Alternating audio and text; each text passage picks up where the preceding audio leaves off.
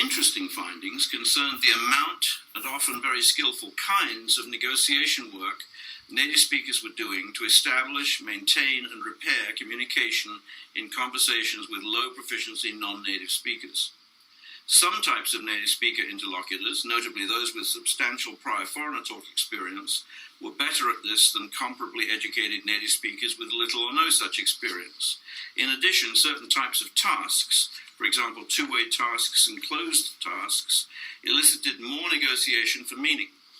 Finally, if anything was surprising at all, it was that many of the modifications the natives made were not to the input per se, but to the interactional structure of conversation.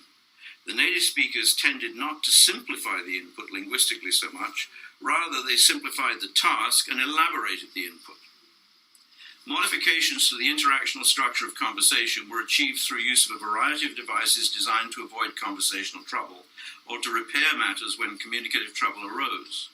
Native speakers tended to speak more slowly, to use comprehension checks, confirmation checks, clarification requests, exact and semantic repetition, synonyms and lexical switches.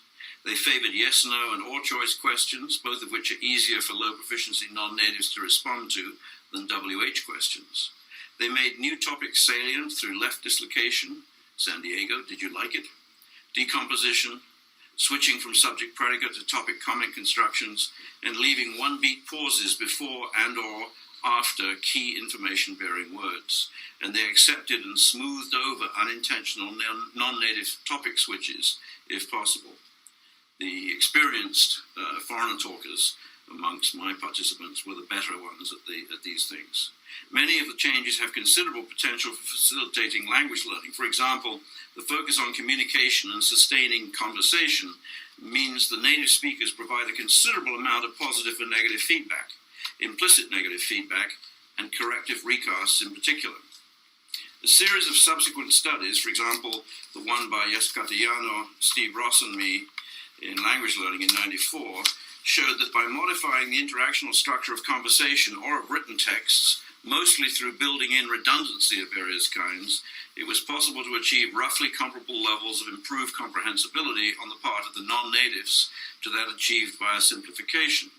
Moreover, this could be done while retaining much of the input's original richness and linguistic complexity, and also while preserving its semantic content often lost through input simplification, as Steve Ross and I showed in 1993, and as is being shown by a current PhD dissertation here at Maryland by Asma Al-Thawaini.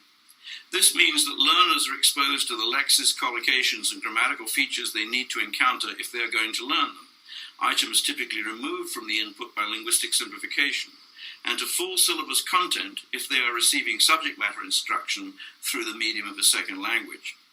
These ideas, known collectively as the interaction hypothesis, were later updated to connect external behavioral moves, such as recasts, during negotiation for meaning, to internal cognitive processes relevant to language development. The interaction hypothesis accords a significant role in SLA to negative feedback. Corrective recasts, in particular, are crucial points at which explicit and implicit learning converge in optimal ways.